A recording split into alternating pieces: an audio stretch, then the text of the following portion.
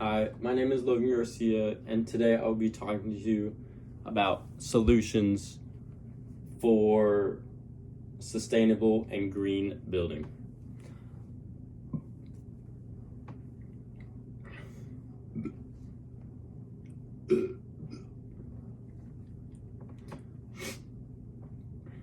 Hi, my name is Logan Garcia, and today I'll be talking to you about some solutions for sustainable and green building. So, one of the biggest problems that our society faces today is the destruction of the environment to collect materials for building homes and structures, and then also gathering resources to use as energy to heat and ventilate and light all those structures. And some solutions to that are using sustainable building materials and renewable energy resources.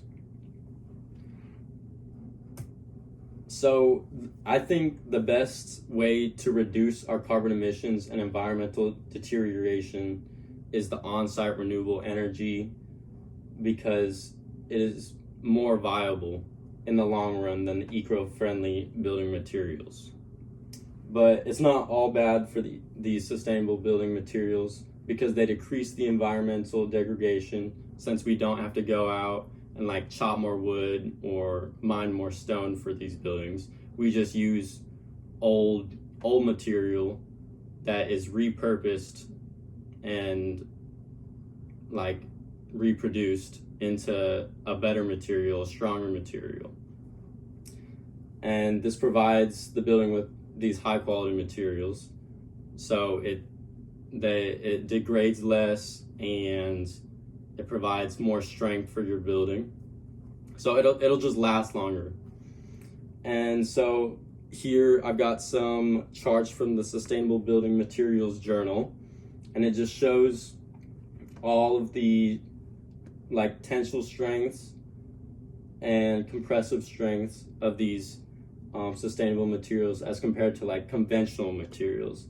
And all of them are lower, besides the bamboo, than the conventional concrete, but they do release a lot less CO2 when they are being produced.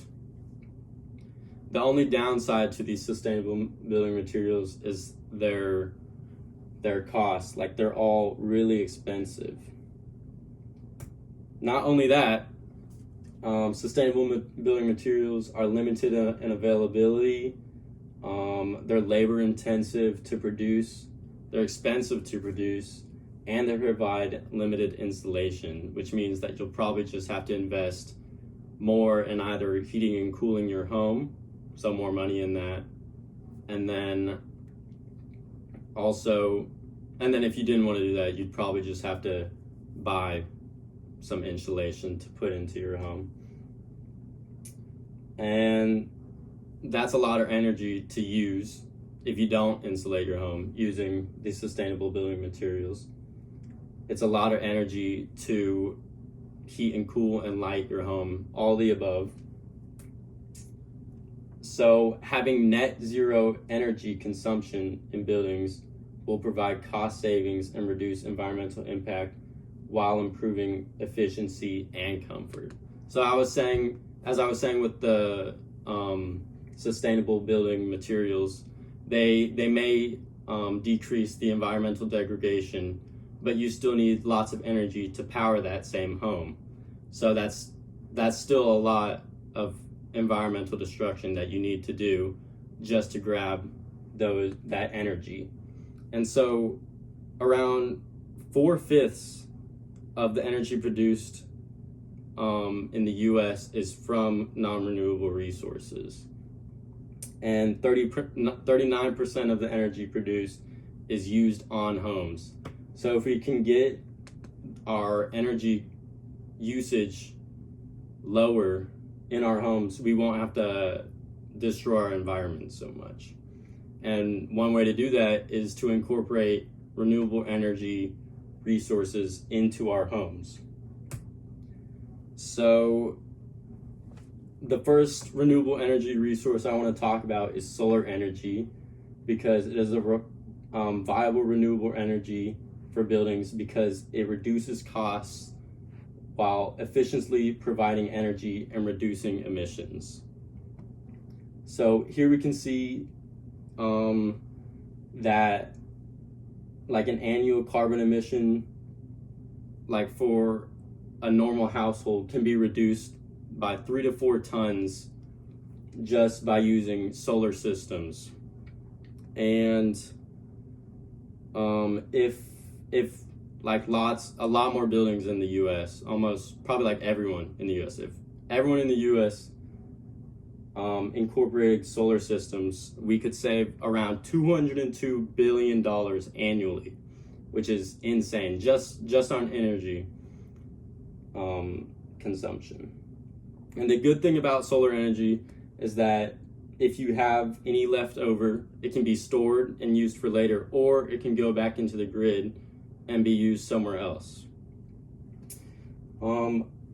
Another renewable energy resource is geothermal energy, because and it's a great resource, honestly, because it offers substantial improvements in energy efficiency, reductions in energy and costs, and it decreases the greenhouse gas emissions immensely.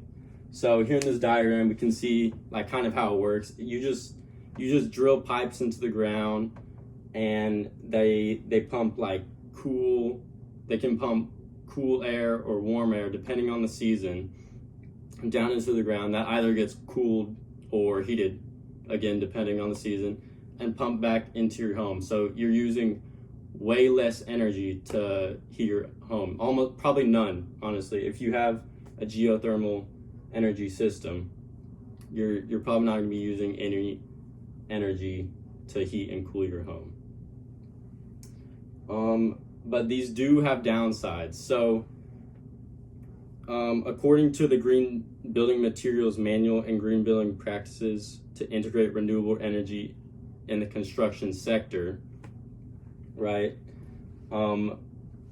It's really location dependent if you can use these technologies. So like places that are usually cloudy or cold and get lots of rain probably aren't going to be good for solar.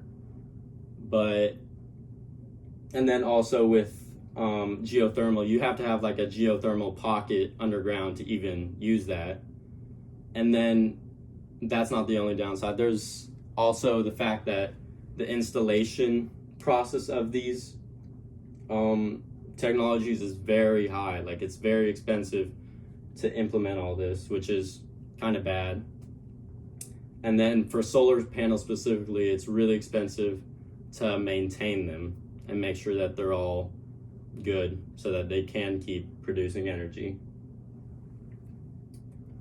But overall, on-site renewable energy, if it does get the technological advancements it needs to be implemented everywhere, it can be a much more viable solution on its own than sustainable building materials.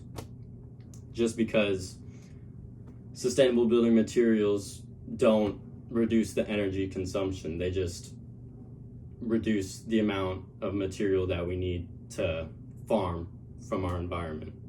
But the renewable energy reduces everything in the long run and can greatly help our environment and our people and make our lives more comfortable for everybody everywhere.